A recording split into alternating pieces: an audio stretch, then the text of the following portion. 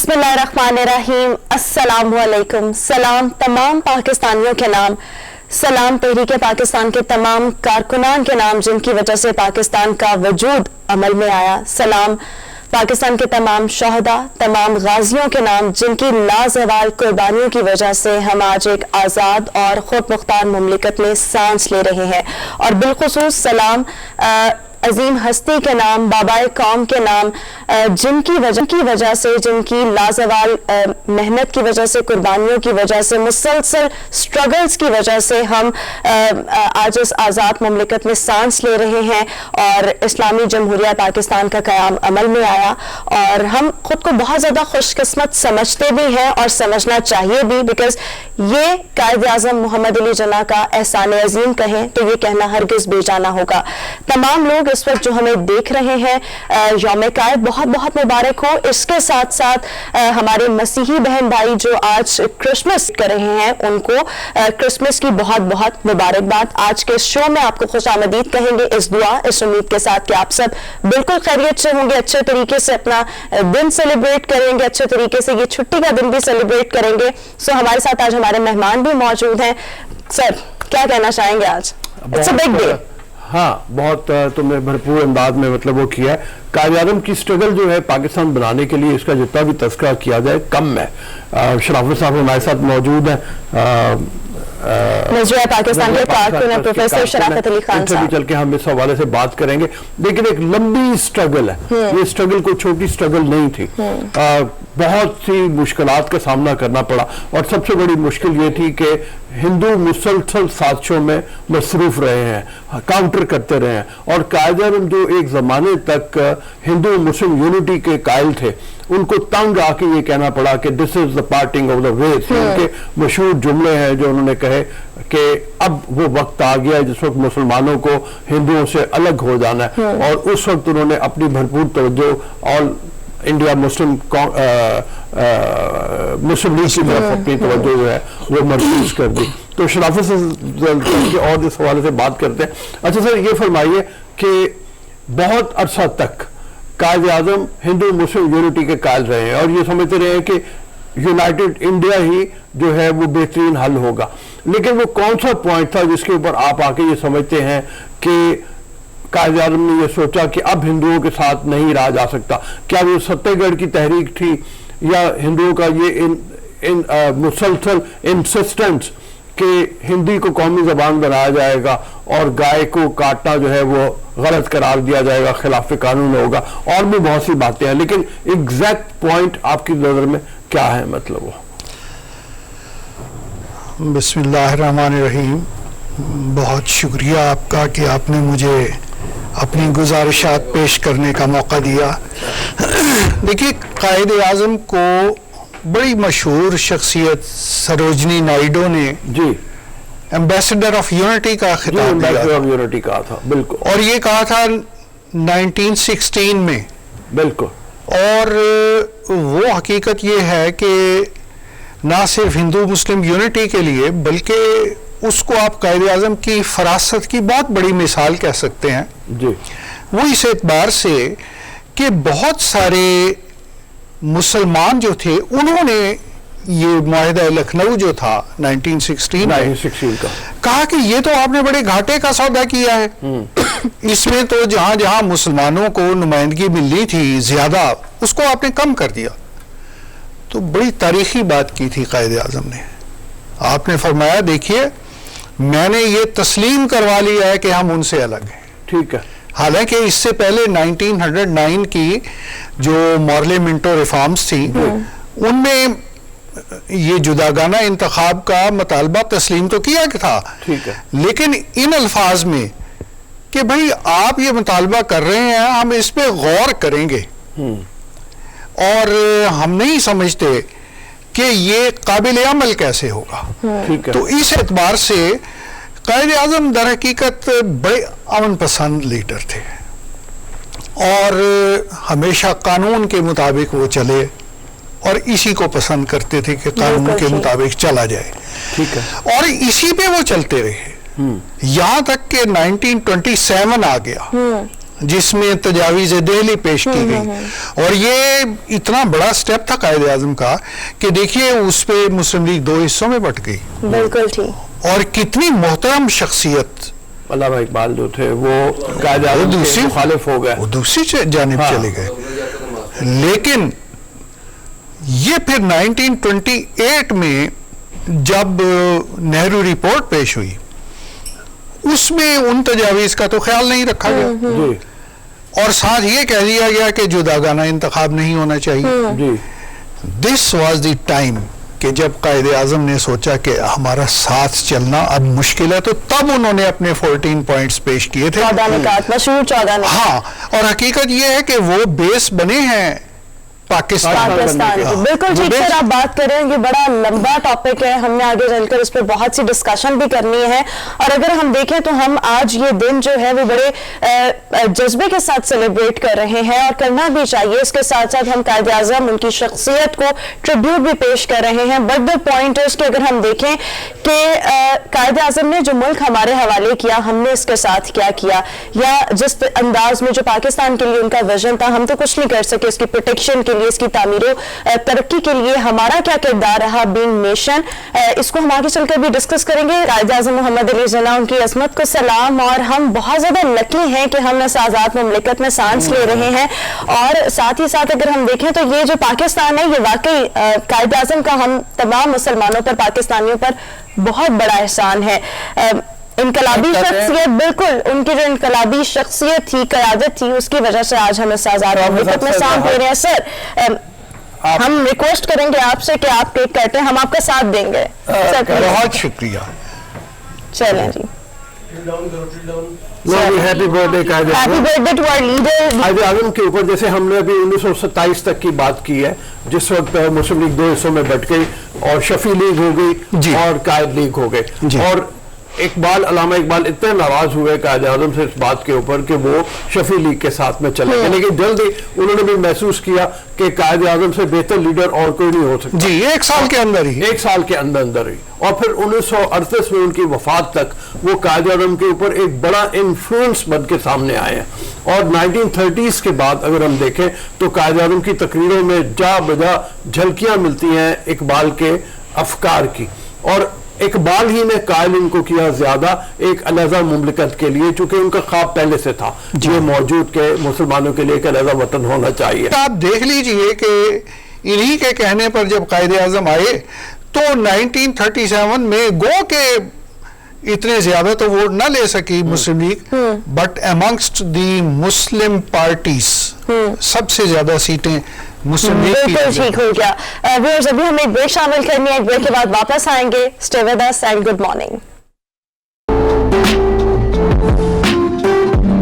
Break के बाद एक बार फिर से गुड मॉर्निंग पब्लिक में आपको खुश आमदीद कहेंगे। व्यूअर्स, आज यौम कायद नहायत जोशो जज्बे के साथ सेलिब्रेट किया जा रहा है। इस हवाले से अगर हम देखें तो पूरे पाकिस्तान के तमाम शहरों में तकारीब का, सेमिनार्स का इनेकाद किया गया है और हर शहर में अपनी गहमा गहमी है। सो इस वक्त हम सबसे पहले रुख करेंगे शहर कायद का, जहाँ से हमारे नुमाइंदे तलहा मखदूम हमें ज्वाइन करेंगे, मज़ार कायद पर मौजूद है।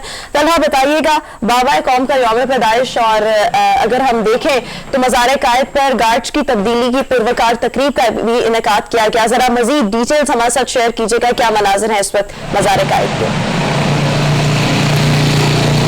बाबा काम मोहम्मद अली जिन्ना का आज 146वां यौम पैदाइश है, जिसके मौके पर सबसे पहले आज मज़ार कायद पर चेंज ऑफ गार्ड की जो है वो एक तकरीब जो है वो का इनेकाद किया गया, जिसमें पाकिस्तान मिलिट्री अकेडमी के जो कैडेट्स हैं उन्होंने गार्ड्स की जिम्मेदारी संभाली है। Commandant Pakistan military academy Umar Ahmed Bukhari ने जो है वो इस तकरीब की जो है वो खुसूसी मेहमान खुसूसी थे, जिन्होंने आज मज़ार कायद पहुँच के जो मेहमानों की किताब है उधर अपने तासुरात भी कलमबंद किए और इस तकरीब की जो है वो मैं शिरकत करी। अब से कुछ देर के बाद जो है वो गवर्नर और वजीर आला इधर मज़ार कायद पर पहुंचेंगे, जो कि फातिहा ख्वानी के बाद वो एक पुरवकार तकरीब का जो है वो मुआयना करेंगे। उसके बाद वो भी गवर्नर और वजीर आला सिंध भी अपने मेहमानों की किताब में तासुरात कलमबंद करेंगे। इससे पहले मैं आपको बता चलूँ कि जो बाबा कौम मोहम्मद अली जिन्ना की यौम पैदाइश के हवाले से मज़ार कायद पे जो है वो रेनोवेशन का बड़े काम किया गया है। जो उसका मज़ार है, जो उसका गुंबद है, उस पर जो है वो कुछ क्रैक्स के लिए ताज़ीर और आराइश का काम किया गया है। पाक चीन दोस्ती के जो एक तोहफा था, जो उनकी निशानी है, एक फानूस लगा है कब्र के ऊपर, वो उसको जो है वो सफाई, और जो कि सोने का पानी तकरीबन 6 किलोग्राम उस पर जो है वो सोने का पानी चढ़ा हुआ है, उस पर जो है वो पॉलिशिंग और रंग रोगन का काम किया गया है। इस हवाले से मजीद शहर भर के मुख्तलिफ इलाकों में आज बाबा कौम मोहम्मद अली जिन्ना की जो है वो पैदाइश के हवाले से मुख्तलिफ जगह केक काट से जा रहे हैं, सेलिब्रेशन की सेरेमनी जो है वो इनेकाद किया गया है, कई जगह सेमिनार का इनेकाद किया गया है। जी हाँ सलाह, अभी हमने भी यहाँ पे केक काटा और आपको हम पेश नहीं कर सकते, फासला बहुत ज्यादा है आपका, लेकिन आपको कहीं ना कहीं तो केक खाने का मौका मिला होगा कायद आज़म की बर्थडे के हवाले से, और उस हवाले से आप और भी बताइए लोगों का जो केक काट रहे हैं उनका जोश जज्बा कैसा है, और जो यहाँ पे बाजार पे अभी आपके पीछे भी देखें गाड़ियां नजर आ रही हैं कुछ आती हुई, महसूस हो रहा है कि लोग और भी आ रहे हैं मज़ार कायद की तरफ, तो वो जो आ रहे हैं वो फातिहा खानी करते हैं और उसके अलावा फूल चढ़ाते हैं और क्या करते हैं? बिल्कुल, जहाँ पे जो मेहमान खूबसूरत कराची आइट्स हैं वो मज़ार कायद पे उनका आने का सिलसिला शुरू हो चुका है।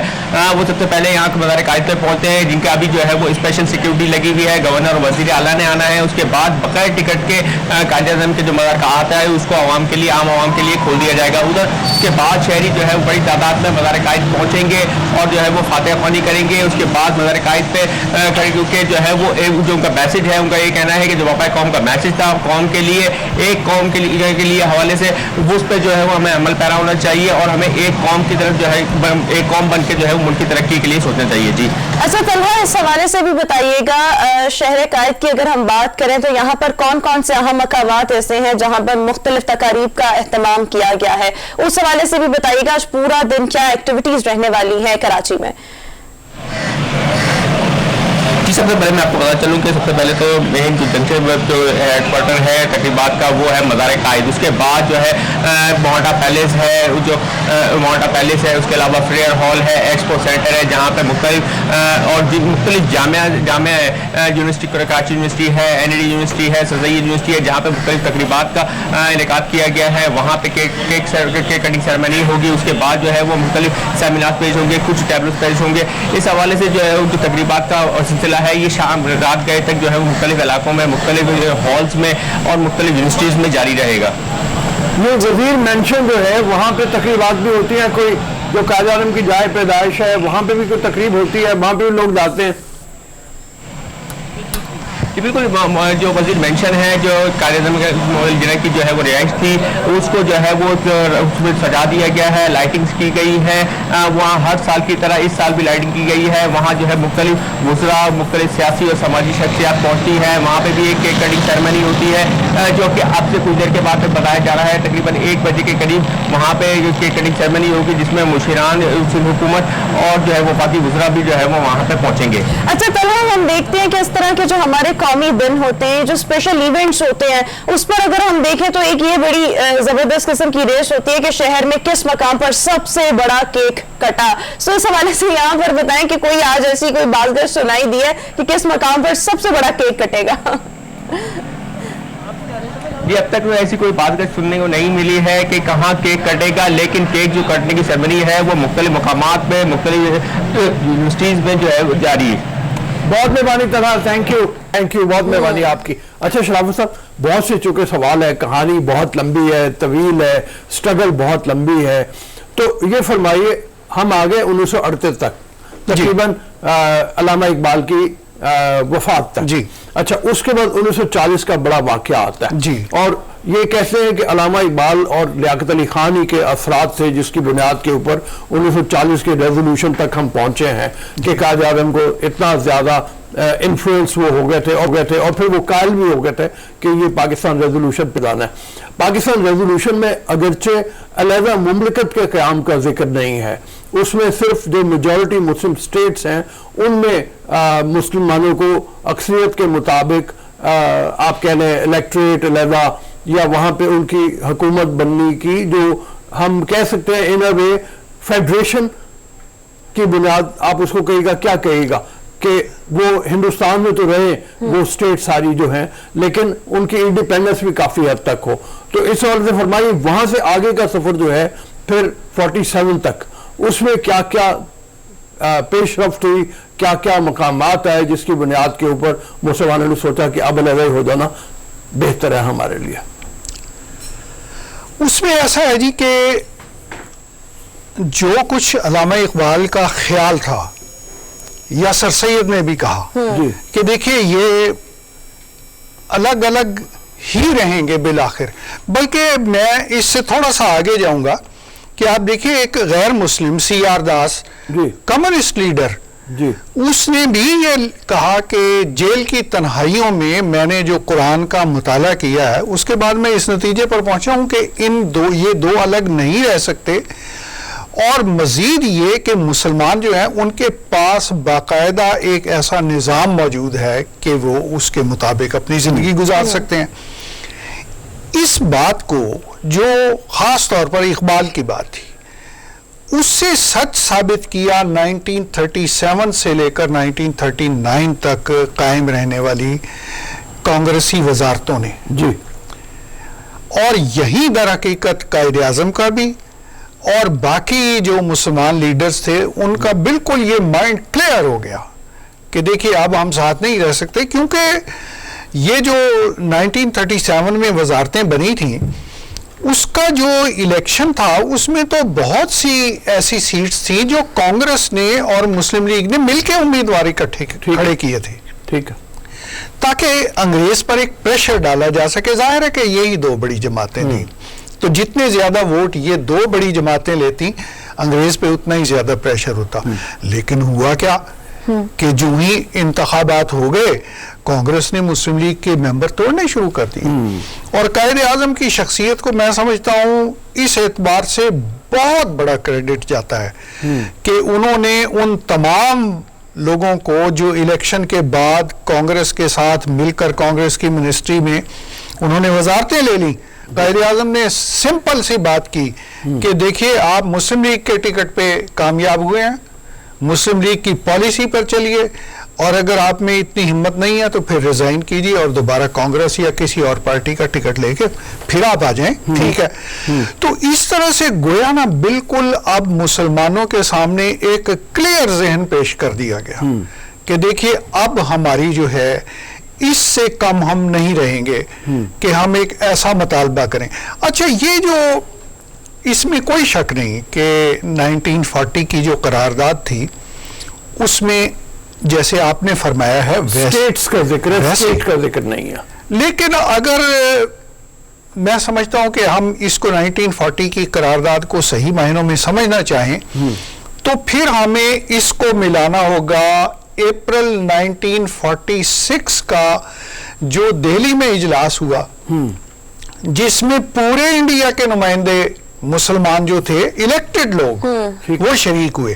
करारदाद लाहौर का तो जहां तक ताल्लुक है उसकी अहमियत से तो इनकार किया ही नहीं जा सकता, लेकिन ये जो 1946 में दिल्ली में ये सब लोग इकट्ठे हुए वहां एक बात की गई और वो ये थी कि देखिए वहां जो स्टेट्स का लफ्ज इस्तेमाल हुआ ये हकीकतन टाइपिंग की गलती थी। अच्छा, मुराद हमारी उस वक्त भी स्टेट ही थी और इस एतबार से 1946 में ये क्लियर हो गया।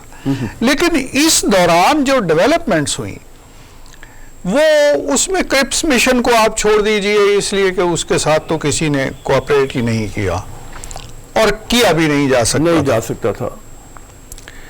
लेकिन जो कैबिनेट मिशन प्लान है जी, जिसमें ये कहा गया कि इसके बड़े शरीर के 3 हिस्से बना दीजिए और वो 10 साल तक इंडिपेंडेंट रहें और फिर उसके बाद जैसा जी चाहे वैसे रह लें, ठीक। तो मुस्लिम लीग ने इसको कबूल कर लिया। जी, मुस्लिम लीग ने कबूल कर लिया था और नेहरू इनकारी हो गया। वो इनकारी हो गया जी, इसलिए कि मुस्लिम लीग का तो मतबा नजर ही ये था कि कुछ अर्सा हम इकट्ठे रहें और पुरअमन तरीके से अगर हम ये देखें कि इकट्ठे रह सकते हैं तो रह लें, अगर ये समझे कि नहीं रह सकते तो अलग हो जाएं। लेकिन जो कांग्रेस थी उसको इसमें नजर आया कि ये तो पाकिस्तान बनता नजर आ रहा है जैसा कि उन्होंने करारदाद लाहौर के वक्त किया था, तो उन्होंने इनकार कर दिया। मगर फिर बाज कांग्रेस के जो रहनुमा थे उन्होंने नेहरू को कहा कि ये हमने गलती की है, हमें इसको कबूल कर लेना चाहिए। ठीक है, शराफत साहब। हमारे साथी एंकर सैयद बहुत अफजल मशहूर साहब। हैं ओरिया मकबूल जान साहब, वो हमारे साथ मौजूद है। अस्सलाम वालेकुम ओरिया, वरहमतुल्लाह।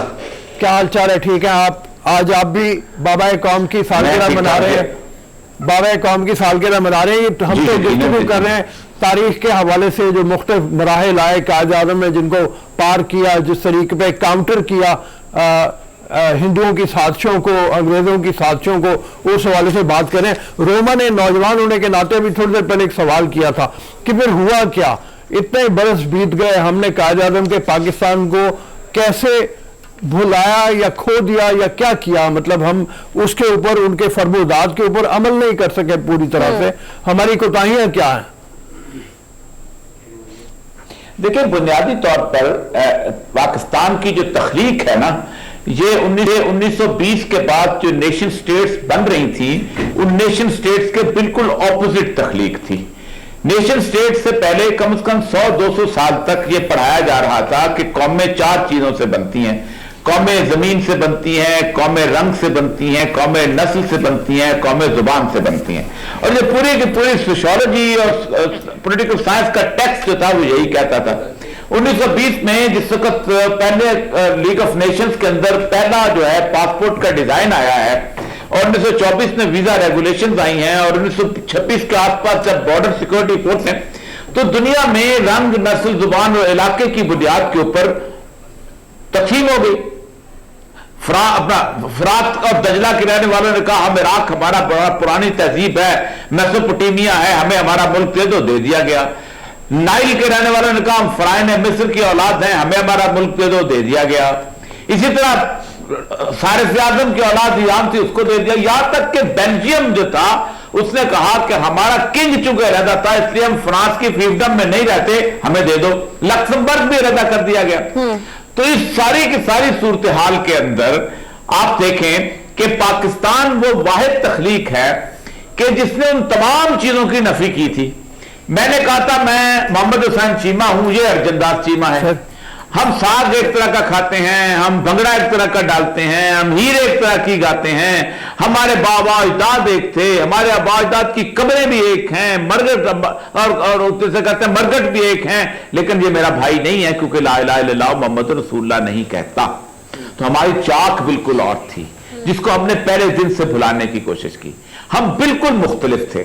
जो लोग जो कहते हैं ना इस थ्योरी के ये मुल्क जो है पंजाबी, सिंधी, बलोच और पठान ने मिलकर बनाया था, वो बनाया था, तो उसकी गलत तशरीह करते हैं। मैंने पंजाबी होने से इनकार किया था तो ये मुल्क बना था, वरना कम से कम 2 करोड़ पंजाबी जो हैं वो इस तरफ से सरहद के उस पर आज भी मौजूद है। मेरी जुबान बोलते हैं, मेरे शायरों को शायर समझते हैं, मेरी तरह की बांसुरियां, नफीरियां और भंगड़ा डालते हैं। इस तरह सिंधियों के दूसरी तरफ राजस्थान के अंदर जो सिंधी हैं उनके यहां भी अजरक और टोपी वैसी चलती है, वैसे वो लोग हैं जिस तरह की उनकी तहजीब वाले लोग हैं। 45 लाख के करीब बलोच जो है वो ईरान के अंदर बैठे हुए हैं, उनके में यहाँ भी वही बलोची जुबान चलती है, वही हाल हवाल चलता है। अफगानों का तो पूरा मुल्क था जिसमें जाहिर शाह हुक्मरान था।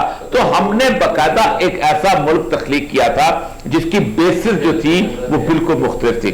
हमने 1.5 साल लगाया सिर्फ ये तहरीर करने के लिए कि सॉवरेनिटी गोज टू अल्लाह सुब्हानहू व तआला, ये इक़्तिदार आला का वाहिद मुस्तहिक जो है वो अल्लाह सुब्हानहू व तआला की जात है, जिसके नाम के ऊपर हमने ये मुल्क बनाया था। वजह ये हुई हम पहले दिन से कंफ्यूज हो गए थे, और उसकी कंफ्यूजन के 3 जिम्मेदार लोग हैं मैं समझता हूं। अंग्रेज ने पाकिस्तान को 3 बड़े तोहफे दिए थे जो कि बिल्कुल वेस्टर्न उस पर रचे बसे हुए थे। पहला तोहफा था ब्यूरोक्रेसी का, वो मुकम्मल तौर पर रची बसी हुई थी उस सारी रस्म और रवाज के अंदर, वेस्टमिंस्टर सूरत के अंदर। क्वीन के वफादार, क्या बात है, यानी नीचे पैंट ना पहनी हो, शलवार कमीज पहनी हो, उसके ऊपर टाई लगाते थे और उसके साथ वही जिंदगी गुजारा करते थे, कलफ लगे कपड़े और सारा। ऐसे लोग थे जो सहरा के अंदर भी बैठे होते थे तो उसके अंदर टेंट लगा के अंदर आप बो लगा के और छुरी कांटे से खाना खाया करते थे कि कहीं कोई अंग्रेज उनको देख न ले कि हमारी तहजीब का परवरदा नहीं है।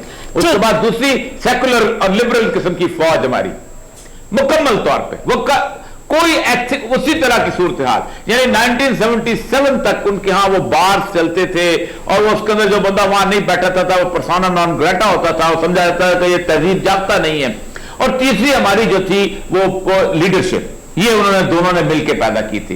ये फिरोज कानून से लेके, ये टवाने से लेके, ये अल्पियाल से लेके, उसके बाद ये नवाब, जो सरदार, जो वजीरे, जागीरदार, जो कॉन्स्टिट्यूंसी वाले, इन्होंने पाकिस्तान को उस नई आउटफिट में आने ही नहीं दिया पहले दिन। इन्होंने उसी चीज को कंटिन्यू किया। पब्लिक की सेंटिमेंट्स और थी, लोग कुछ और चाहते थे, लोगों की तवक्कुआत कुछ और थी, इसीलिए हमने पाकिस्तान को पहले दिन से ही खराब करना शुरू किया। अच्छा, और ये साहब अगर हम देखें तो कायद-ए-आज़म मोहम्मद अली जिन्ना का एक प्रॉपर विजन था पाकिस्तान के लिए, और देखा जाए तो अगर हम तारीख देखें तो इक्तिसादी निजाम को ले ले, आप जागीरदारी निजाम को ले ले, यहाँ पर सरमायादारी को ले ले, इन तमाम चीजों के इस्तेसाल के खिलाफ उनके प्रॉपर नजरियात भी थे, उनके प्रॉपर अफकार भी थे।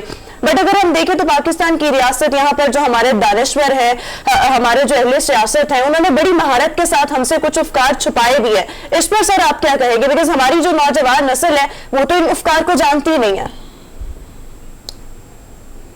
देखिए, पाकिस्तान में जहां तक कायद-ए-आज़म के इकोनॉमिक सिस्टम का ताल्लुक है, मैं कायद-ए-आज़म की आखिरी तकरीर के चंद अल्फाज आपके सामने पढ़ता हूं। सिस्टम कहां से लेते थे, यानी हम अक्सर समझते हैं जैसे कायद-ए-आज़म जो थे वो खुद एक साथ बहुत बड़े पॉलिटिशियन थे, लेकिन अफकार के मामले में वो बारो कहां से करते हैं आप हैरान होंगे। उनकी आखिरी तकरीर है स्टेट बैंक के इफ्तिताह के ऊपर। आप हैरान होंगे कि किस तरह का ये मगरब का नाकिफ शख्स था। I shall watch with keenness the work of your research organization in evolving banking practices compatible with Islamic ideas of social and economic life. मैं आपके रिसर्च डिपार्टमेंट के उस तूफान को बड़ी कीननेस के साथ, बड़ी पुरगौर नजरों से देखूंगा कि वो एक इस्लामी कवानीन के मुताबिक बैंकिंग सिस्टम कैसे बताते हैं। बात यहां खत्म नहीं होती। The economic system of the West, मगरब का जो माशी निजाम है, has created almost insolvable problems for humanity. इसने इंसानियत के लिए लायनहल किस्म के मसाइल पैदा कर दिए हैं। And to many of us it appears that only a miracle can save it from the disaster. और हमारे नजदीक हम समझते हैं कि कोई बोझा है जो इसको बचा सके। That is not facing the world. It has failed to do justice between man and man. ये इंसान और इंसान के दरमियान इंसाफ नहीं करता। And to eradicate friction from the international field, और आलमी सतह पर जो फ्रिक्शन पैदा हो चुकी हुई है अमीर और गरीब को खत्म कर रहा है। On the contrary, it was largely responsible for the 2 world wars in the last half century. और गुज़िश्ता 50 सालों में ये 2 आलमी जंगें सिस्टम ने पैदा की हैं। द वेस्टर्न वर्ल्ड, कमाल की बात सुने, ये कायद-ए-आज़म का विजन है। In spite of its advantages and mechanisation and industrial efficiency today, आज जो सनती तरक्की हुई है, आज वहां के अंदर मैकेनाइजेशन हुई है, ये सब कुछ is in worse mess than ever before. ये उससे ज्यादा गलाजत के अंदर घुसी हुई है जो उससे पहले थी। अपनी तमाम तरक्की के बावजूद, अपनी तमाम टेक्नोलॉजी के बावजूद, ये कायद-ए-आज़म बोल रहा है। The adoption of the Western economic theory and practice will not help us. मगरब की माशी जो है प्रैक्टिस जो है उसको देंगे, थ्योरी को, हम कभी हमें मदद नहीं मिलेगी in achieving our goal of creating a happy and contented people. हम कभी भी खुशहाल जिंदगी नहीं गुजार सकेंगे। We must work our destiny in our own way and present to the world an economic system based on the true Islamic concept of equality, of manhood and social justice. ये है कायद-ए-आज़म का विजन। हम तो पहले दिन IMF के दरवाजे पे झुके, हम तो पहले दिन हम वर्ल्ड बैंक के दरवाजे पे झुके। हमने कहा हम वेस्टर्न इकोनॉमिक सिस्टम को लेके आएंगे। कायद-ए-आज़म तो कह रहा था, अब अगला आखिरी फिक्रा बहुत कमाल है, we will thereby fulfil our mission as Muslims and giving to humanity the message of the peace which alone, आप हैरान कर, मेरे पास अब कट गया। ये कायद-ए-आज़म का विजन था। कायद-ए-आज़म कहता था कि इस दुनिया के तमाम तर, उन्होंने फरमाया कि वेस्टर्न इस्लामिक सिस्टम हमें तबाह बर्बाद कर देगा। और आज आप देखें, मैं एक मुल्क की बात नहीं करता हूं, 70 मुल्क ऐसे हैं जहां IMF प्रोग्राम गया, जहां वर्ल्ड बैंक प्रोग्राम गया और तबाह बर्बाद हो गए। अच्छा, और ये जो लैटिन अमेरिका के ममालिक, और हम हमारे साथ ही रहिएगा, एक छोटी सी ब्रेक ले लें, आप साथ ही प्लीज रहिएगा, हम आपके साथ हैं और प्रोफेसर साहब भी हमारे साथ मौजूद है। एक छोटी सी ब्रेक के लिए इजाजत दीजिए, ब्रेक के बाद वापस आते हैं। हमारे साथ गुफ्तगू के लिए मौजूद हैं ओरिया मकबूल जान साहब और साथ ही साथ प्रोफेसर शराफत अली खान साहब। प्रोफेसर साहब, आपसे ये जानना चाहूंगी, देखिए हम आज का दिन बड़े जबरदस्त अंदाज में सेलिब्रेट कर रहे हैं, बट अगर हम देखें तो हम ये दिन महज सेलिब्रेट करने से अपना जो हमारी रिस्पॉन्सिबिलिटी है उससे हरगिज बरी जिम्मा तो नहीं हो सकते। मतलब हम जुबानी कलामी अहद तो बहुत करते हैं, दलासे भी देते हैं, बट रियलिटी इसके टोटल बरक्स है।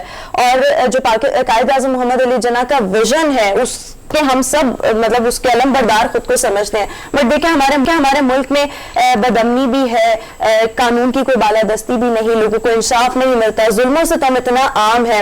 आपको क्या लगता है क्या कोताहियां हमसे हुई, प्लस हमारी अशराफिया का कितना कसूर है, और बीइंग पाकिस्तानी हमारा कितना कसूर है, ये तमाम चीजें जो आज हम पाकिस्तान में देख रहे हैं, जिसको शायद हम नया पाकिस्तान भी कह सकते हैं?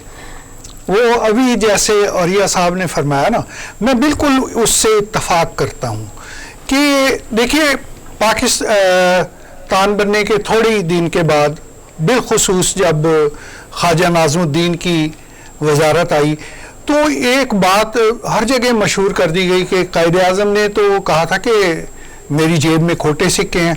अब भला आप ही बताइए प्रोफेसर साहब कि खोटे सिक्कों के साथ कोई आदमी अगर खरीदारी करने के लिए जाएगा तो हम उसे क्या कहेंगे?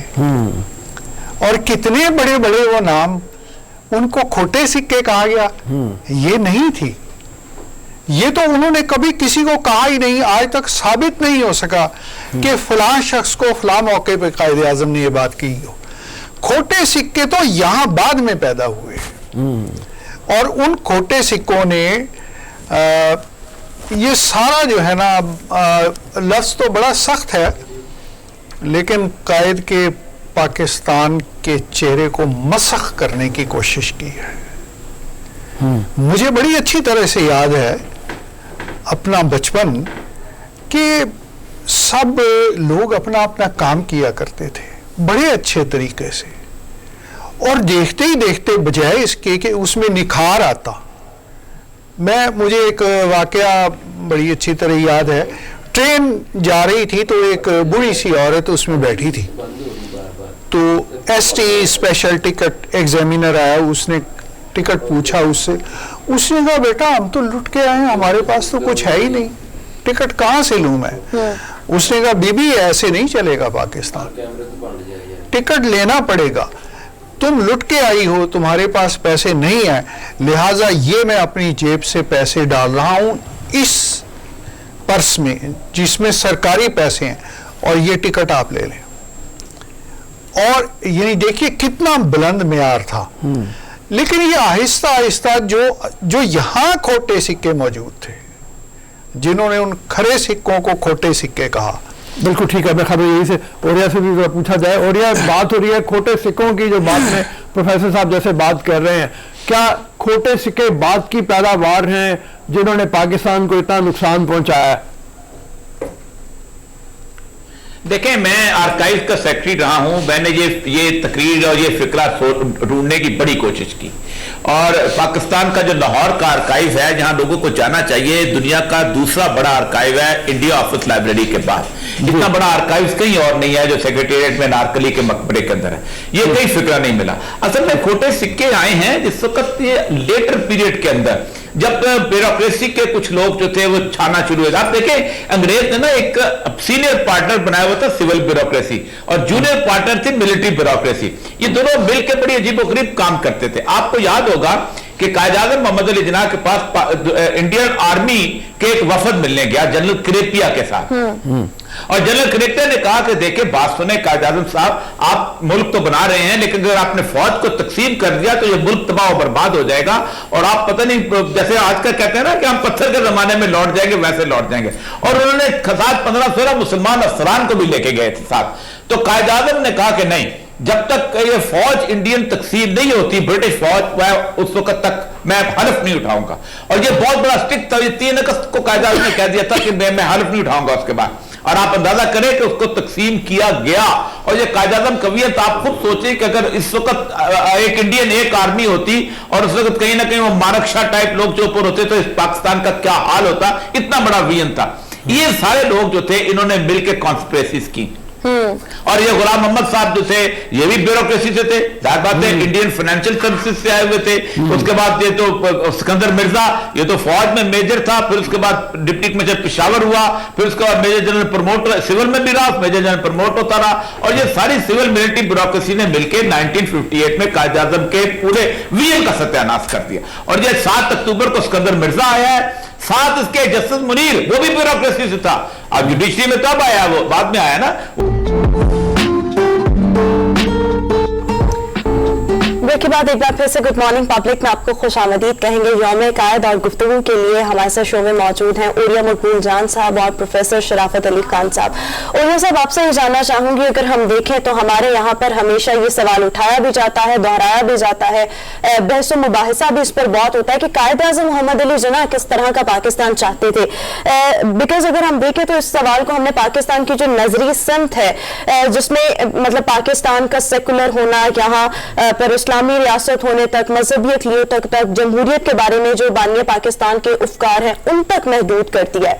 आप फरमाइएगा सर कि पाकिस्तान के बारे में कायद आज़म मोहम्मद अली जिन्ना का विजन और कायद आज़म मोहम्मद अली जिन्ना कैसा पाकिस्तान देखना चाहते थे, जो चीजें हम रिक्वायरमेंट्स आज पूरी नहीं कर रहे।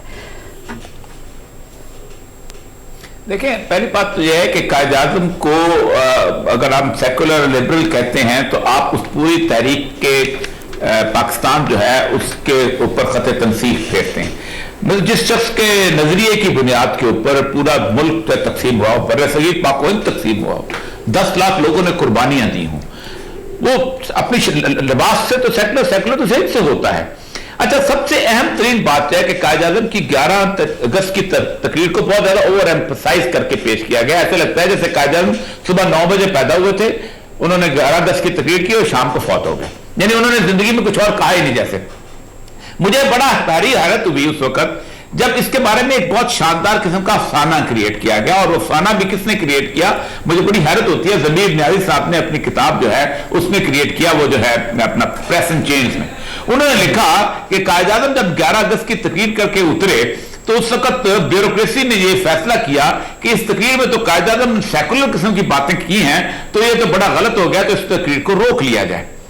और वो हुआ ये कि अल्ताफ हुसैन साहब जो थे, वो डॉन के एडिटर थे, वो फौरन कायद आज़म के पास गए कि मैं तो कल इसको छाप रहा हूं।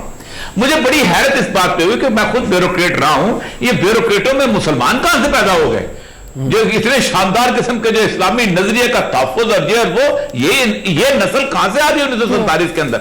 मैंने फिर आर्काइव में ढूंढना शुरू किया तो मुझे हैरत हुई कि कायद आज़म की तकरीर जिस डॉन में छापने की बात करते हैं, डॉन का अखबार दिल्ली को आग लेवे एक अवील अरसा हो चुका हुआ था, और डॉन अखबार जो है वो पहला शुमारा जो है वो कराची से 16 अगस्त को निकला है, यानी कायद आज़म की तकरीर के अगले दिन डॉन अखबार नहीं था इस दुनिया के अंदर। हाँ, मुझे वो तकरीर मिल गई, तकरीर मौजूद है, वो इंडिया उसके अंदर हमारे लाहौर में भी मौजूद है, सिविल एंड मिलिट्री गजट में भी छपी थी, द हिंदू अखबार में भी छपी, तकरीर मौजूद है। और तकरीर में कायद आज़म के बारे में यही उस जमाने में भी ये बात शुरू कर दी गई कि ये कायद आज़म शायद पाकिस्तान को सेकुलर लिबरल बनाना चाहते हैं। उस पर कायद आज़म ने 11 अगस्त 1947 की तकरीर के ऊपर 25 जनवरी 1948 में कराची बार में तकरीर की, और उन्होंने खुद इस तकरीर का जवाब दिया। उन्होंने कहा है, why this feeling of nervousness that the future constitution of Pakistan is going to be in conflict with Sharia law.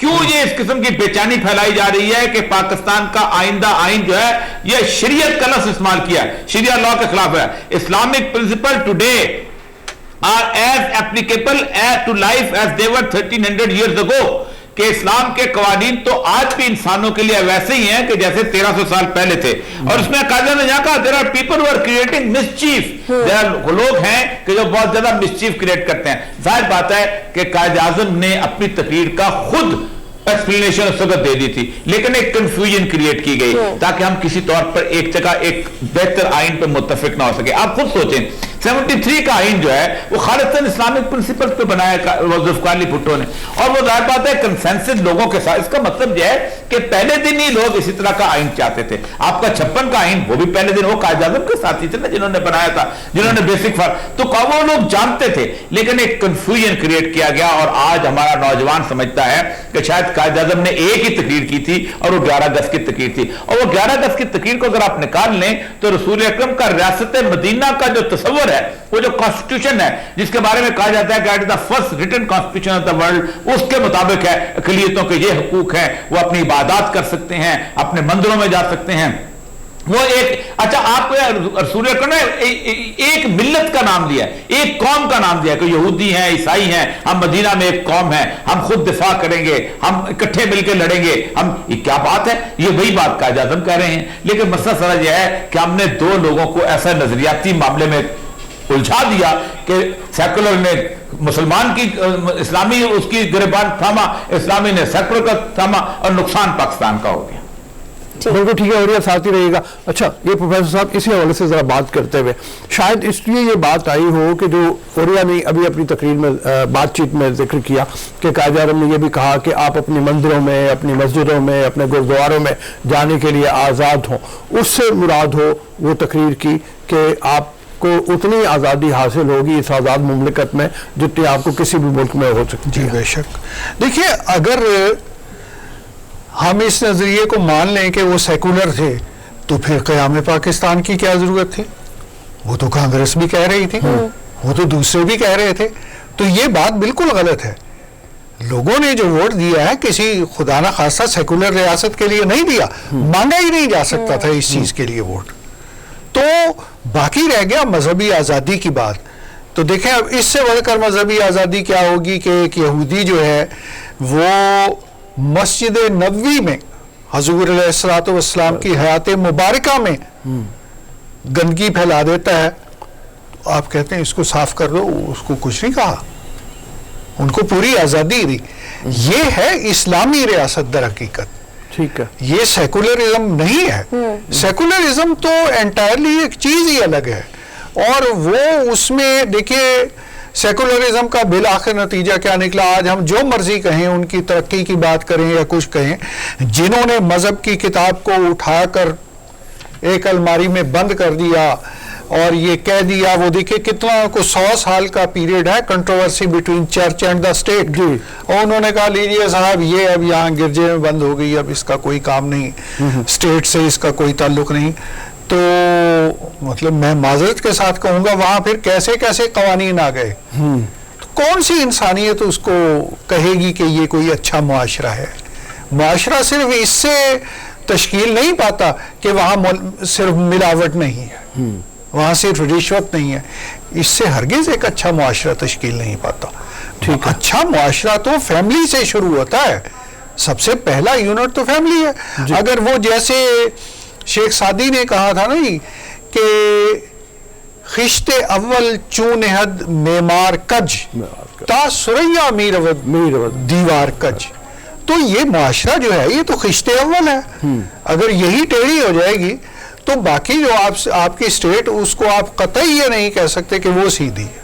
ठीक है, तो इसलिए सेकुलरिज्म का तो सवाल ही पैदा नहीं होता। इतनी जानें दी हैं, इतनी तहरीक चली है, और यानी नेहरू रिपोर्ट से तो बिल खुसूस देख लीजिए, ये जो 20 साल का अरसा है, क्या ये सेकुलरिज्म के लिए हम काम कर रहे थे?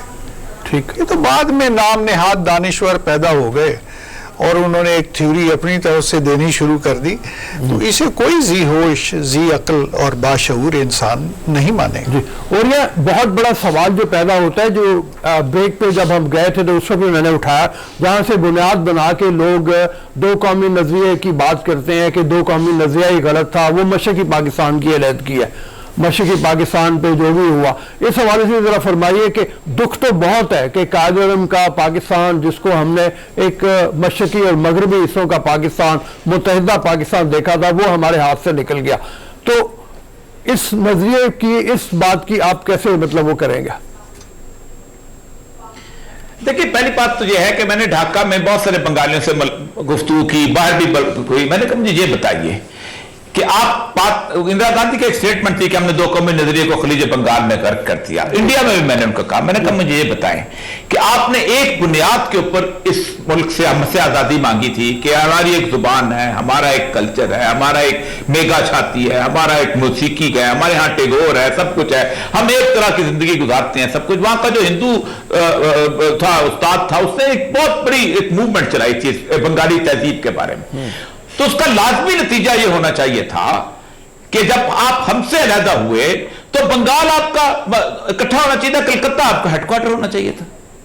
लेकिन हुआ यह कि दो कौमी नजरिया दोबारा सच साबित हुआ कि हिंदू यह कहता था कि यह सरजमीन जो है इसके ऊपर मुसलमान के कदम मलीच हैं और वो नापाक हैं, इसलिए उसने इस धरती को नापाक किया। उनका खबरदार, देखो तुम मुसलमान बंगाली हो, तुम कलकत्ता की तरफ मत देखना, तुम अपना अलग मुल्क तख्लीक करो। आप सोचे दो नेशनैलिटीज वजूद में आई हैं दुनिया में, और इससे बड़ा झूठ क्या हो सकता है? एक बंगाली और एक बांग्लादेशी।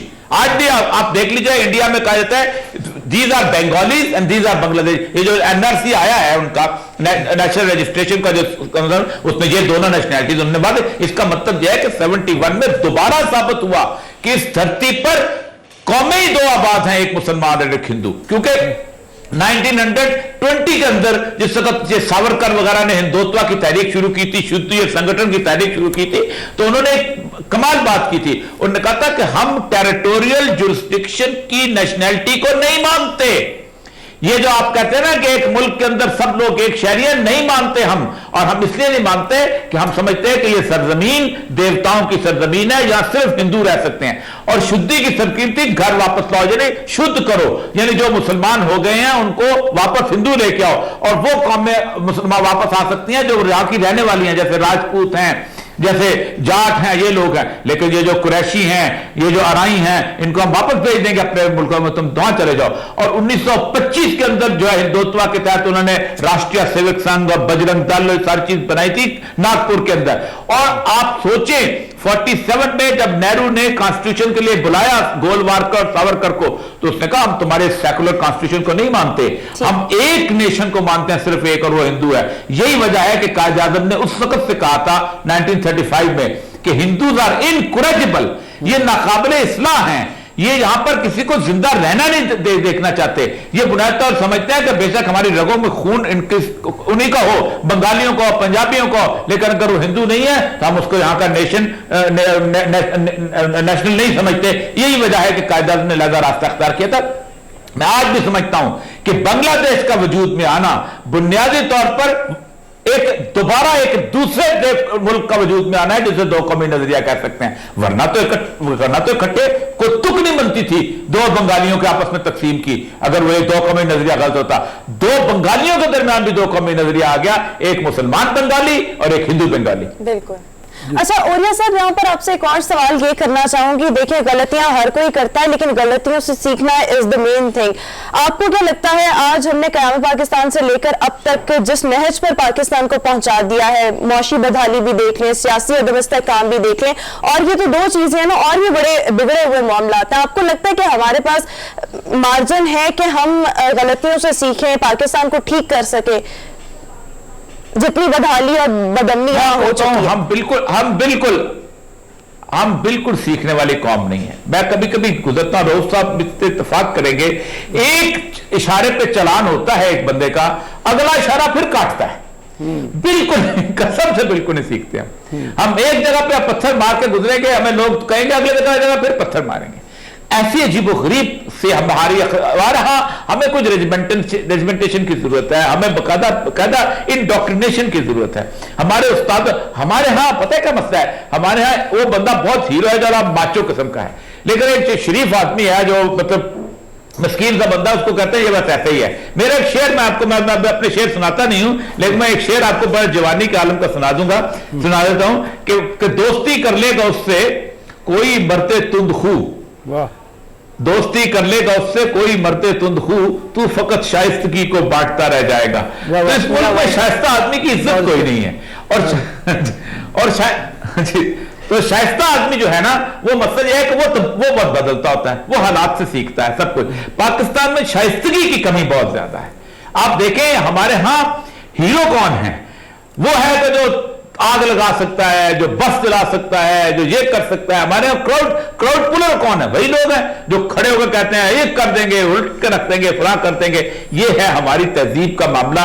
हमें तहजीबी तौर पे हमारे टीचरों को, हमारे लोगों को, हमें ऐसे लोगों को हीरो बनाना ही नहीं, तब हम सीख सकते हैं, वरना नहीं सीख सकते। जी, ये मॉरल बैंकरप्सी जो हुई है, मतलब एक तो ओरिया ने जैसे मिसाल दे दी कि हमारे यहाँ शायदगी की कमी है, मतलब इस हवाले से फरमाइए कि आपने भी अपने असातिज़ा को देखा होगा, हमने भी प्रोफेसर मुनव्वर जैसे लोग देखे और हमारे असातिज़ा थे जो शायद कायद आज़म के अफकार से सीख के चले हुए थे आगे और उसी के मुताबिक जिंदगी। अभी आपने वो टिकट कलेक्टर की जैसे मिसाल दी है।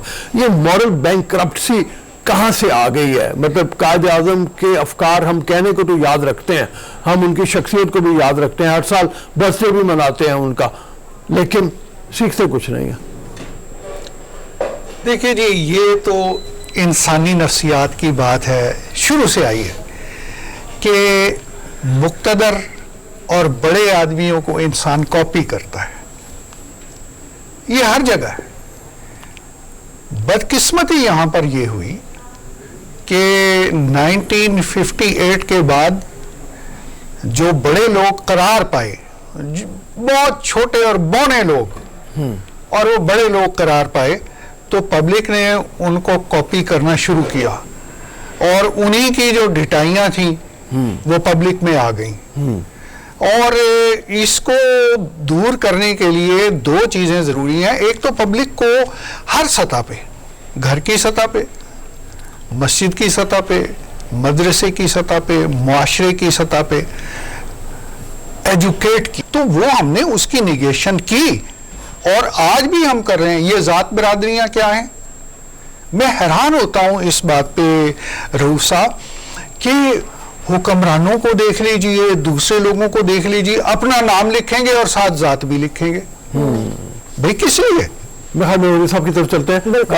ओरे साहब ये फरमाइए कि नामुकम्मल एजेंडा जो रह गया उसमें कश्मीर भी है, वैसे तो जूनागढ़ की रियासत भी थी, हैदराबाद भी था, ये सारी की सारी कायद आज़म का जो ख्वाब था उसके तहत एक लिहाज से नामुकम्मल रह गई हमारी रियासत जो है।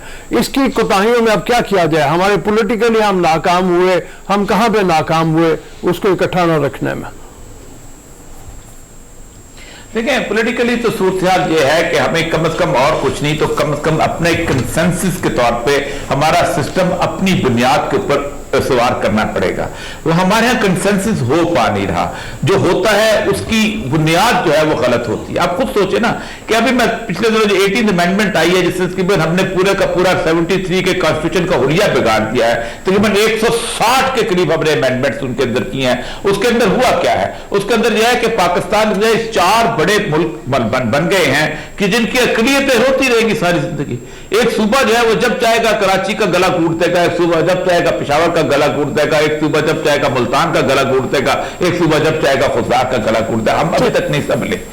हमारे यहाँ पावर सेंटर में कुछ लोग बैठे हुए हैं। देखिए, बांग्लादेश जो है ना, उनकी एक अच्छी खूबी बात जो है वो 1947 में जाहिर हो गई थी। 1947 में उन्होंने अपनी असेंबली में सबसे पहला बिल जो पास किया था, उन्होंने कहा था कि हम वडेरे जो है खत्म कर रहे हैं, जागीरदारियां खत्म करनी थी। और आप सोचे कि मैं बड़ी हैरान होता हूं कि मैं नौजवान नुसरत साहब से कहा भी था, मैंने कहा आप बहुत बड़े बाबा जमहूरियत बनते हैं, लेकिन जब पाकिस्तान मगरबी पाकिस्तान में जब बिल पास होने लगा तो आपने एक तंजीम बनाई थी, अंजमने हकूके जिम्मेदारान तहत शरिया, और आपने शरीयत की ढाल लेके आपने पूरी की पूरी तंजीम बनाई और आपने तंजीम बना के यहां जो जागीरदारों को एस्टेब्लिश करना कर दिया। और वो आप सोच सकते हैं, ये 1920 का इलेक्शन हुआ था जहां 48 तकरीबन 100 सीटें थी पूरे इंडिया के अंदर। ये सारे वही लोग हैं जिनके परदादा जो थे उनको अंग्रेज ने एस्टेब्लिश किया था। उनको किसी को उन्होंने अपना उसमें ब्यूरोक्रेसी में ऑनरेरी मजिस्ट्रेट लगाया था, किसी को फौज में ऑनरेरी कैप्टन किया था, किसी को जनाब ऑनरेरी तहसीलदार बनाया था। लोगों की जरूरतें उनसे वाबस्ता की थी, लोग उनके इर्द जमा हो गए थे, फिर उन पर इलेक्शन करवाए थे। ये जब तक आप तकसीम नहीं होता, मैं आपको एक बताता कहूं कि दुनिया में 97 मुल्क हैं रऊफ साहब कि जो कॉन्स्टिट्यूएंसी पॉलिटिक्स को हाथ बांध के उन्होंने रुखसत कर दी। उन्होंने प्रोपोर्शनल रिप्रेजेंटेशन लेके आए थे कि जिस पार्टी को वोट दो वो पार्टी अच्छे कैंडिडेट लेके आए। आप सोचते थे कायद-ए-आज़म खुद प्रोपोर्शनल रिप्रेजेंटेशन से पाकिस्तान बना है, वरना हम तो बन ही नहीं सकते थे, हम तो मर जाते किसी न किसी तौर पर। तो हमें मुतनासिब नुमाइंदगी यहां लानी चाहिए। अगर 1 लाख भी वोट है तो उसकी 1 सीट होनी चाहिए। 10% का, 8% का, 9% वोट देने वाला असेंबली में पहुंचता है, और वो जो है इसलिए पहुंचता है कि वो जागीरदार है, उसका दादा जागीरदार था। बिल्कुल जागीरदारी सिस्टम को खत्म करना होगा। अगर हम देखें तो कायद-ए-आज़म के बड़े वाज़ेह किस्म के स्टेटमेंट्स भी इस हवाले से मौजूद हैं, और जिस तरह से आप कह रहे हैं तमाम मामलात करने की जरूरत होगी। बहुत शुक्रिया।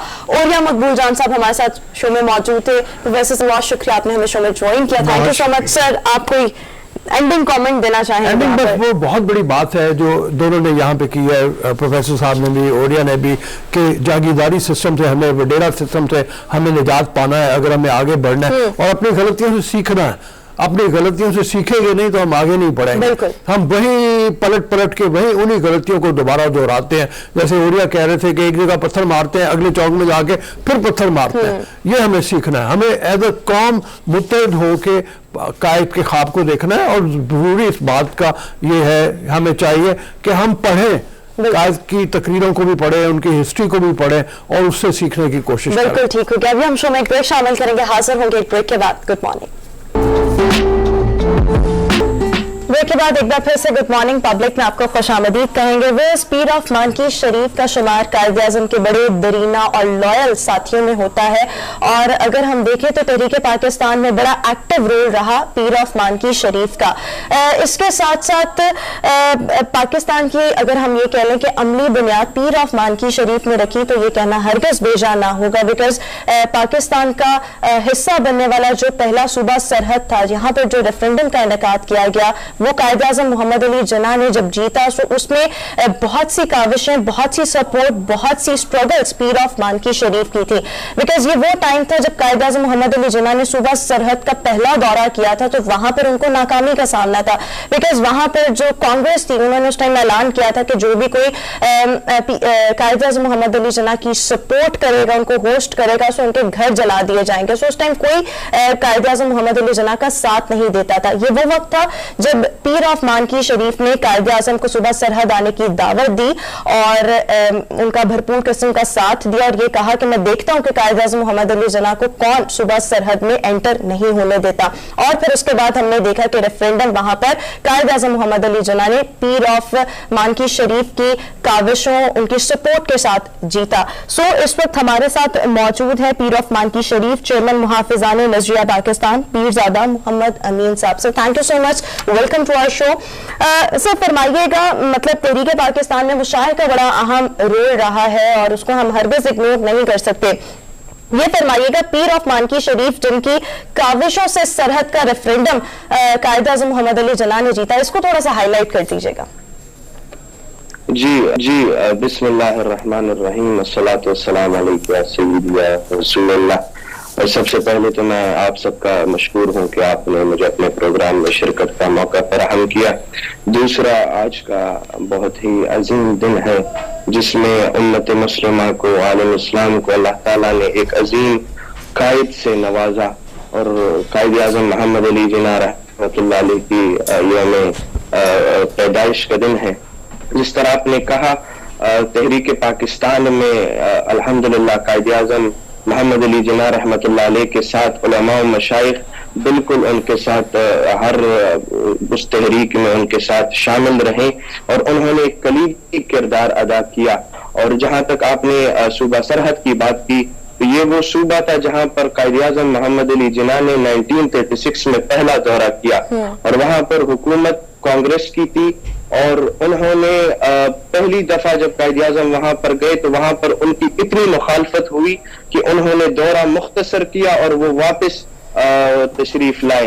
फिर उनको मौलाना अब्दुल हामिद बदायूनी ने कहा कि अगर आपने सूबा सरहद को पाकिस्तान में शामिल करना है और अपनी जिंदगी में पाकिस्तान बनते देखना है, तो आप जाएं और मानकी शरीफ में पीर सैयद मोहम्मद अमीन अल हसनात रहमतुल्लाह अलैह से जाके मिले। फिर उन्होंने एक खत भेजा और खत के जरिए उन्होंने पीर साहब से मुलाकात की ख्वाहिश का इजहार किया। फिर जब वो वहां पर कांग्रेस को पता चला कि कायद-ए-आज़म दोबारा सरहद की तरफ आ रहे हैं, तो उन्होंने ऐलान किया कि कोई भी शख्स अगर कायद-ए-आज़म को रिसीव करेगा या मुस्लिम लीग की किसी रहनुमा को या मुस्लिम लीग के झंडे को घर पर लगाएगा, तो उन लोगों को भी जलाया जाए और उन घरों को भी जलाया जाए जो इस तरह काम करें।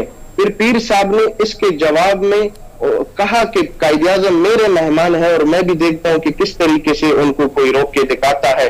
और फिर 1 महीने पहले कायद-ए-आज़म की आमद 1945 में नवंबर के महीने में सुबह सरहद हुई। दुल्हन की तरह उन्होंने पूरे सूबे को सजा दिया और उन्होंने अपने मुरीदों को पैगाम किया कि आप जाए और अटक से कायद-ए-आज़म का इस्तकबाल करें। फिर हमारे हजारों मुरीद गए और कायद-ए-आज़म की गाड़ी को उठाकर उन्होंने सरहद में दाखिल कराया। इसी तरीके से अगर आप देखें तो अलीपुर शरीफ के पीर सैयद जमात अली शाह ने एक फतवा दिया था और उसमें उन्होंने कहा था कि अगर किसी शख्स ने मुस्लिम लीग को वोट नहीं दिया या उन्होंने कायद-ए-आज़म का साथ नहीं दिया तो वो काफिर होंगे। और फिर उन्होंने एक ये भी उसमें जुमला कहा था कि अगर कायद-ए-आज़म पाकिस्तान के हुसूल से अब पीछे भी हट जाए तो ये उलमा व मशाइख जो मैदान में उतरे हैं अब ये पीछे नहीं हटेंगे। तो बिल्कुल जी ये एक तारीख का हिस्सा है कि उलमा व मशाइख ने कायद-ए-आज़म के साथ मिलकर, और बल्कि अगर मैं यहाँ पर ये कहूँ कि जो वार कायद-ए-आज़म पर हुए तो उससे आगे आकर वो वार पहले उलमा व मशाइख पे हुए हैं, उन्होंने दिफा किया है, फिर जाके वो कायद-ए-आज़म पर बात आई है। अच्छा ये फरमाइए पीर साहब के बहुत से स्कूल ऐसे हैं, स्कूल ऑफ थॉट जैसे देवबंद का था, जो नहीं चाहते थे पाकिस्तान अलहदा होना और कायद-ए-आज़म की मुखालफत भी हुई है। उसकी क्या वजूहात थी? वहां भी तो उलमा और मशाइख ही थे जो मुखालफत कर रहे थे। असल में जी देखिए बात इस तरह है कि उस वक्त जो देवबंद स्कूल ऑफ थॉट है तो उनकी जो बेसिक रूट है वो इंडिया से होती है, जो अब भी आज भी देवबंद वहां पर कायम है। तो वो इसलिए उन्होंने इसकी मुखालफत की थी कि अगर ये हिस्सा उनसे हट जाए तो उनकी जो बेस थी, जो उनकी पॉपुलैरिटी थी, जो उनका स्ट्रेंथ था वो कमजोर हो जाएगा। पॉलिटिकल गेम्स की खातिर उन्होंने एक इस्लामी रियासत को बनने से रोका था और जिसका हमारे उलमा व मशाइख जो कि अहले सुन्नत के उलमा व मशाइख और अकाबिरीन है उन्होंने खुलकर फिर उन उलमा व मशाइख का, क्योंकि पहले तो मुस्लिम लीग के साथ इस तरह का कोई उनको टैकल करने की सिचुएशन नहीं थी और उस सिचुएशन को टैकल करने के लिए फिर ये अहले सुन्नत के अकाबिरीन उलमा व मशाइख मैदान में उतरे और उन्होंने फिर उनके जो फतवे थे और जो उन्होंने एक काउंटर नैरेटिव तैयार किया था पाकिस्तान के हुसूल के लिए जो वो नहीं बनाना चाहते थे, उसको फिर हमारे अकाबिरीन ने टैकल किया। अच्छा पीर साहब, यहाँ पर आपसे ये भी जानना चाहे कि हमने पहले भी जिक्र किया कि कायद-ए-आज़म मोहम्मद अली जिन्ना का जो पहला दौरा था सुबह सरहद का वो नाकाम हुआ, दूसरी बार कामयाबी नसीब हुई। इसको थोड़ा सा हमारे सामने, हमारे व्यूअर्स के लिए थोड़ा सा एलैबोरेट कीजिएगा। जी, जो पहला दौरा था ये सूबा सरहद जो है इसका जो अगर आप पिछले 100-150 साल की तारीख देखें तो ये एक मिनी इंडिया हुआ करता था। यहाँ पर एक वाहिद सिर्फ अगर कोई पॉलिटिकल कुव्वत थी तो वो डॉक्टर खान साहब की थी, डॉक्टर बाचा खान, ये डॉक्टर खान साहब और जो उनके भाई थे बाचा खान उनकी थी। और फिर वहां पर उनकी एक तंजीम थी खुदाई खिदमतगार के नाम से और वहां पर कांग्रेस की मेजॉरिटी थी। उनकी 2 बार वहां पर हुकूमतें कायम हुई, 2 बार उनका चीफ मिनिस्टर वहां से इलेक्ट हुआ। तो वहां पर वो बहुत कांग्रेस की स्ट्रांग होल्ड था। और फिर अगर जब कायद-ए-आज़म का 1945 का दौरा हुआ और फिर पीर ऑफ मानकी वहां मानकी शरीफ में 500 उलमा मशाइख की एक गैदरिंग इकट्ठा की जिसमें कायद-ए-आज़म साहब ने एड्रेस किया और फिर उलमा मशाइख और बिलखुसूस पीर ऑफ मानकी शरीफ ने कायद-ए-आज़म को कहा कि जब पाकिस्तान बन जाएगा तो इसमें निजाम कौन सा होगा। तो कायद-ए-आज़म साहब खड़े हुए और उन्होंने कहा कि हमें और किसी निजाम की जरूरत नहीं, हमें हमारा निजाम आज से 1400 साल पहले हजरत मोहम्मद मुस्तफ़ा सल्लल्लाहु अलैहि वसल्लम ने दे दिया है। उन्हीं की कुरान और उन्हीं की सुन्नत हमारे लिए निजाम होगा। जिस पर उलमा मशाइख ने फिर कहा कि नहीं कायद-ए-आज़म साहब आप हमें लिख कर मुआहिदा दे और एक मुआहिदा तय पाया वहां पर कि जब पाकिस्तान बन जाएगा तो इसमें इस्लामी निजाम होगा। उसके बाद एक तंजीम जमीयतुल असफिया के नाम से जिसने पाक और हिंद के उलमा मशाइख को इकट्ठा किया और उस तंजीम ने ऐलान किया पाकिस्तान के हक में, और वहां पर एक बल्कि 1946 में सूबा सरहद में एक इलेक्शन हुआ जिसमें मुस्लिम लीग को कोई वोट नहीं मिले। लेकिन आप देखें कि 1945 के नवंबर के महीने से और 1947 के अगस्त के महीने जब रेफरेंडम हुआ तो 1.5 साल।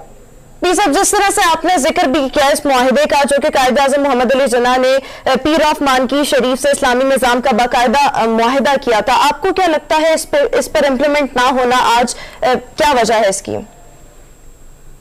असल में जी हमारी जो सबसे बड़ी बदकिस्मती है वो यही है कि जो हमारे बाबाई कौम थे कायद आज़म मोहम्मद अली जिन्ना रहमतुल्लाह अलैह, वो 1 साल पाकिस्तान के बनने के बाद हयात रहे, और जब वो दुनिया से पर्दा कर गए तो जो उस वक्त की मुस्लिम लीग थी वो बैक ट्रैक हुई। जो मुस्लिम लीग का जो असल एजेंडा था, जो 1940 में उन्होंने करारदाद पेश की थी, तो उससे वो बैक ट्रैक होने लगी, जिस पर फिर पीर ऑफ मानकी शरीफ में हुसैन शहीद सोहरवर्दी ने और बहुत से जो हमारे लीडर्स थे उन्होंने एक अपोजिशन पार्टी लॉन्च किया मुस्लिम लीग के नाम से, जो दिफा कर सके कायद आज़म के नजरिए की, अल्लामा इकबाल की नजरिए की, और जो असल। शुक्रिया सर, बड़ी मेहरबानी, थैंक यू वेरी मच, बहुत शुक्रिया, बड़ी मेहरबानी। हमारे साथ अब होंगे कर्नल मोहम्मद सलीम साहब, कारकुन है तहरीक पाकिस्तान के, 94 बरस इनकी उम्र है इस वक्त, और वो हमारे साथ शरीक हैं। कायद आज़म के साथ मुलाकातें इनकी रहीं, कायद आज़म से सीखा इन्होंने, और तहरीक पाकिस्तान में बड़ा मौसर रोल अदा किया। इनसे करके बात करते हैं। तो सलीम साहब अस्सलाम वालेकुम, आपकी कायद आज़म से 1900 कितने में पहली मुलाकात हुई है? 1940 में जहां तक मुझे याद पड़ता है, आपने बताया था पहली मुलाकात हुई है, और ये बताइए वो कैसी शख्सियत के मालिक था? बिस्मिल्लाहिर्रहमानिर्रहीम। हज़रत कायद आज़म मोहम्मद अली जिन्ना रहमतुल्लाह अलैह एक साफ सुथरे मुसलमान थे। हजरत कायद आज़म मोहम्मद अली जिन्ना को काफी रंज था कि हिंदुस्तान की अफवाज में, आर्मी, नेवी, एयरफोर्स, तीनों में 66% मुसलमान हैं, लेकिन जो वजीर दफा है हिंदुस्तान का वो सिख है। वहां जाके जब इंकशाफ हुआ कि deputy defence minister of Britain is Krishna मैनन एक हिंदू है, क्योंकि ज्यादा जो फौज लड़ रही है वो इंडिया की है, तो इंडिया को नुमाइंदगी दी गई है।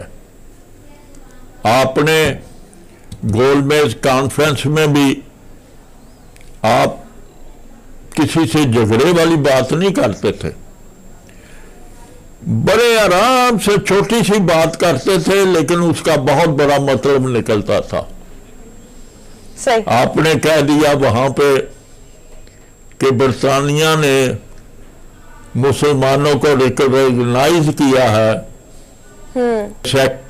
ठीक, बिल्कुल ठीक आप फरमा रहे हैं। कर्नल साहब, आपसे यहाँ पर ये भी जानना चाहेंगे कि आपको क्या लगता है कायद आज़म का कोई ऐसा पैगाम जो आज हम अपनी नेशन को दे सकें? मैं सिर्फ ये बताता हूं, ये मार्च 1946 को हम इलेक्शन जीत चुके थे, तो हजरत कायद आज़म मोहम्मद अली जिन्ना रहमतुल्लाह अलैह लाहौर तशरीफ लाए हुए थे और ठहरे हुए थे ममदोट विला में। रोज सुबह को कॉलेज आ जाते थे, शाम को वापस जाते थे। तो रात को 2 स्टूडेंट गार्ड होती थी उनके ऊपर, जो बाकी के आदमी थे उनके अलावा। मलिक सुल्तान थे किले गुर्जर सिंह वाले, दयाल सिंह कॉलेज के, वो रात की ड्यूटी उनका, वो किले गुर्जर सिंह रहते थे, वो करीब थे ममदोट विला के, वो ड्यूटी देते थे। तो मैं भागता था, मैं ड्यूटी से भागता था रात की थे। तो जिस वक्त सुबह उधर पहुंचे हैं, वो कहने लगा कल आप मुझे बता रहे थे कि सारा दिन कायदे आज़म ये किया, इधर भागे, तो रात सारी आप सजदे में पड़े रहे हैं, तो ये तो वो थक गए होंगे, कैसे काम होगा?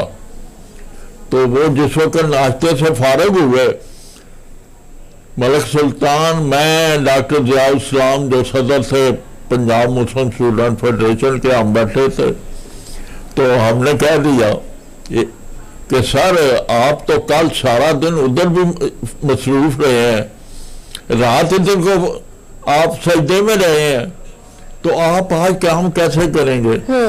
तो मुस्कुरा दीजिए, कहने लगे माई बॉय, मेरी एक ही ख्वाहिश है कि जब मैं अल्लाह के हजूर पेश हूं या हजूर अकरम सल्लल्लाहु अलैहि वसल्लम से कहीं मुलाकात हो, तो वो मुझे देखते ही ये जरूर कहें वेल डन मिस्टर जना।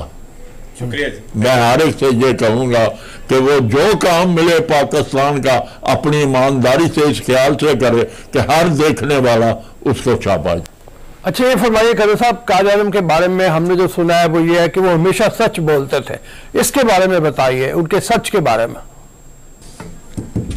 ये था जिस वक्त हम इलेक्शन जीते 46 के, तो जिन्ना साहब घर में थे, तो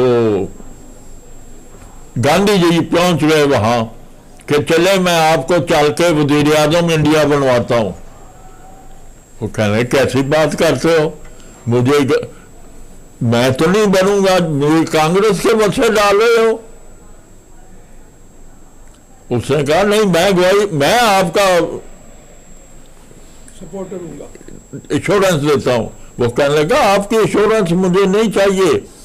तो उसके बाद हजरत कायद ने साफ कह दिया कि नहीं, हम मुस्लिम लीग की जितनी सीटें हम वो ही लेंगे और वही का जितना हमारा हक का वो मांगेंगे, और आखिरी वक्त तक आप उसी के ऊपर। ठीक है, उसी के ऊपर कायम रहे। बहुत शुक्रिया। कर्नल रिटायर्ड सलीम मलिक साहब हमारे साथ मौजूद थे, कुछ यादें हमारे साथ शेयर कर रहे थे, कुछ मैसेजेस थे जो हमारी आज की अगर जनरेशन सुने तो उनको उससे सीखना चाहिए, लर्न करना चाहिए। बट एनीवेज अभी हमें शो में एक ब्रेक शामिल करनी है, एक ब्रेक के बाद वापस आएंगे। Good morning. जाके केक तकसीम करते हैं, उनको बांधते हैं, और हमारे अपने ऑफिस में सर बहुत से हमारे कॉलीग्स ऐसे हैं जो क्रिश्चियन हैं, सो हम उनके साथ मिलकर केक भी काटते हैं, उनकी सेलिब्रेशंस भी देखते हैं। बल्कि लास्ट ईयर मैं एक दूसरे चैनल पर थी, उनके तवस्सुत से मुझे चर्च में जाने का इत्तेफाक हुआ, वहां से स्पेशल शो करना, तो बड़ा मजे का माहौल था वहां पर और मैंने एंजॉय किया उस चीज को, और मुझे देखने का मौका मिला कि ये लोग किस तरह से जो हमारी क्रिश्चियन कम्युनिटी है वो इस दिन को सेलिब्रेट करते हैं, किस किस्म की दुआएं होती हैं और उनकी तैयारी कैसी होती है। सो वो मेरा पहला एक्सपीरियंस था। अदरवाइज तो हम मीडिया पर सुनते थे और देखते थे या अपने सराउंडिंग्स में लोगों से सुनते थे कि ये सेलिब्रेशंस की कैसे जाती हैं, बट इस हवाले से ऑब्वियसली जिस तरह से हमने जिक्र किया पूरे पाकिस्तान के मुख्तलिफ शहरों में जहां जहां क्रिश्चियन कम्युनिटी बसती है वहां वहां पर तकारीब का भी इनेकाद है, दुआया तकारीब भी है, सेलिब्रेशंस भी हैं। हम अपने नुमाइंदे का रुख करते हैं तनवीर मुनीर पब्लिक न्यूज़ की तरफ से सबको हम मेरी क्रिसमस कहते हैं। तनवीर मुनीर कराची के हमारे नुमाइंदे हैं, वो हमारे साथ मौजूद हैं, इस हवाले से बताएंगे कि क्या क्या सेलिब्रेशन कराची में हो रही है क्रिसमस के हवाले से। जी तनवीर, अस्सलाम वालेकुम।